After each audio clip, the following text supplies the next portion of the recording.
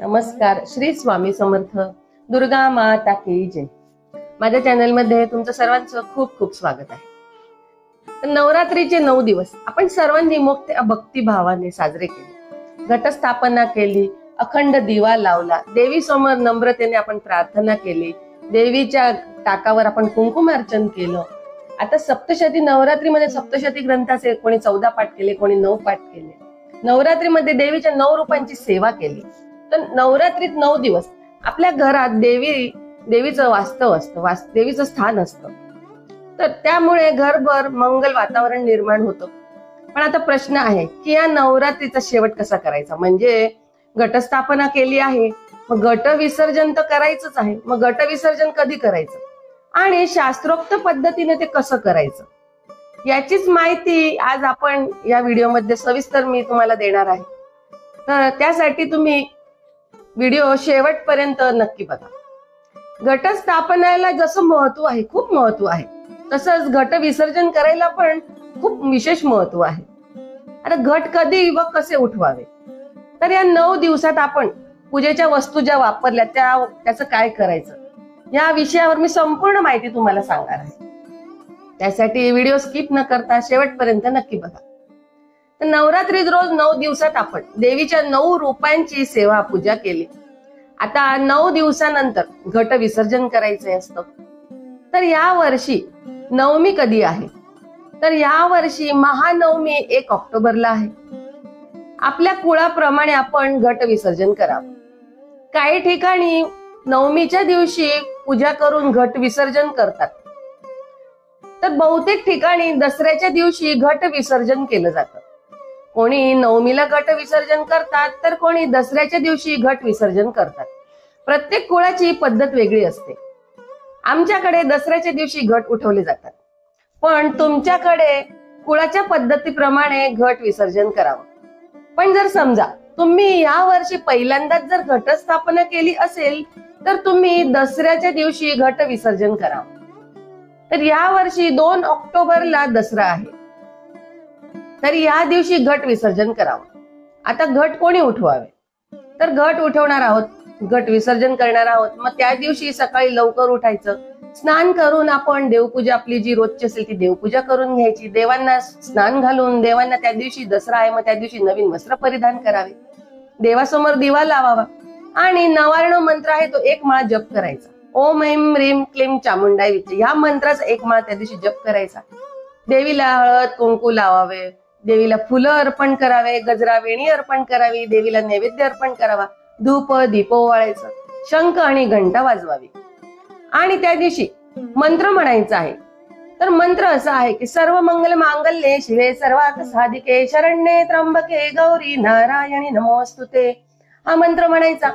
किंवा दुसरा मंत्र आहे की या देवी सर्व भूतेषु शक्ती रूपेण संस्थिता नमस्तस्ये नमस्तस्ये नमस्तस्ये नमो नमः हा मंत्र 3 वेळा म्हणायचा.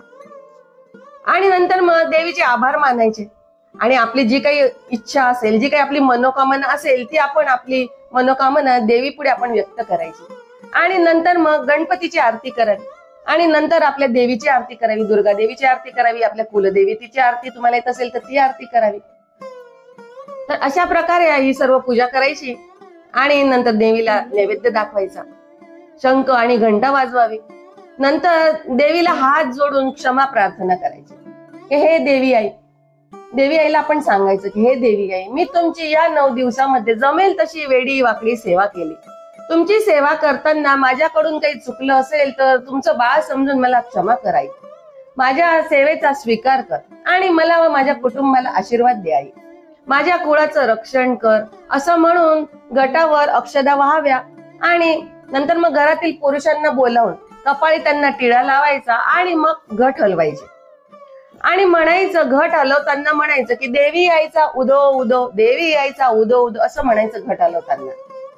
आणि घट हलवून झाल्यावर ते घटावरचं जे नारळ आहे ते 5 वेळा उचलायचं आणि पुन्हा घटावर ठेवायचं. असं 5 वेळा ते नारळ उचलून पुन्हा घटावर ठेवायचं, असं 5 वेळा करायचं.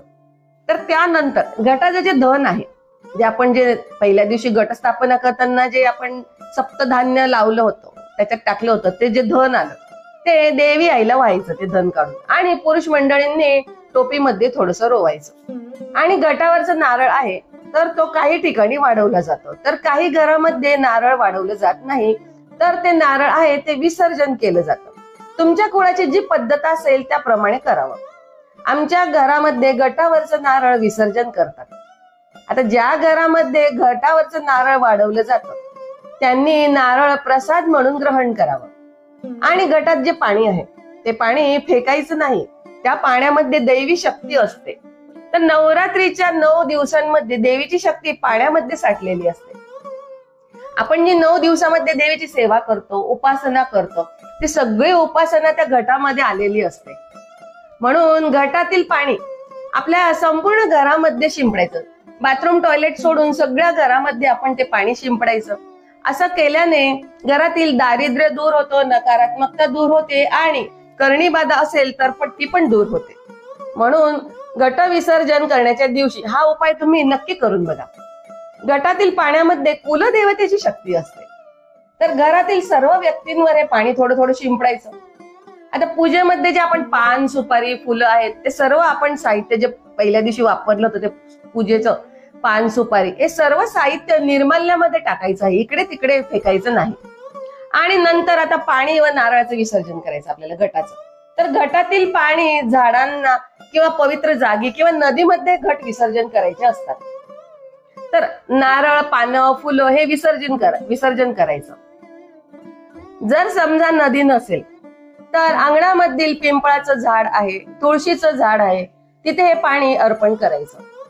तर नवरात्री म्हणजे फक्त पूजा नाही तर शक्तीचा अनुभव आहे.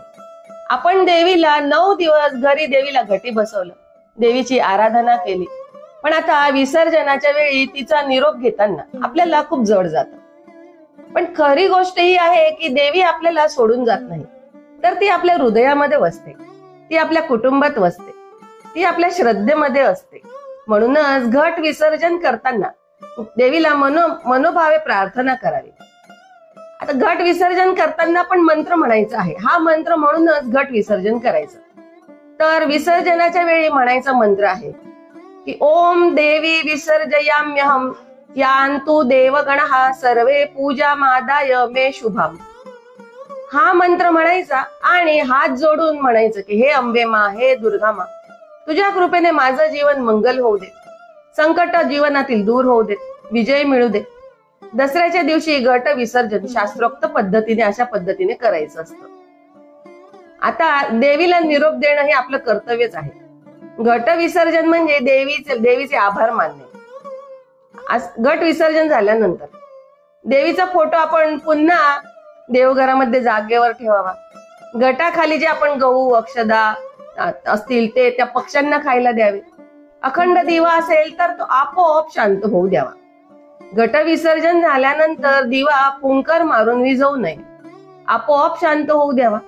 नंतर दिव्याची जी वात, उरलेली वात असेल ती वात नंतर आपण कापुरासोबत जाळायची. आणि घटातील जे धन असेल ते आपण दसऱ्याच्या दिवशी शस्त्रपूजा करतो तेव्हा ते धन देवांना वाहिलं जातं, अशी काही ठिकाणी परंपरा आहे. दसरा हा 3.5 मुहूर्तांपैकी एक मानला जातो. आता घट विसर्जन तर करावंच लागतं, तर त्याचं महत्व काय आहे? आपण देवीची घरामध्ये नवरात्रीत रोज 9 दिवस पूजा केली.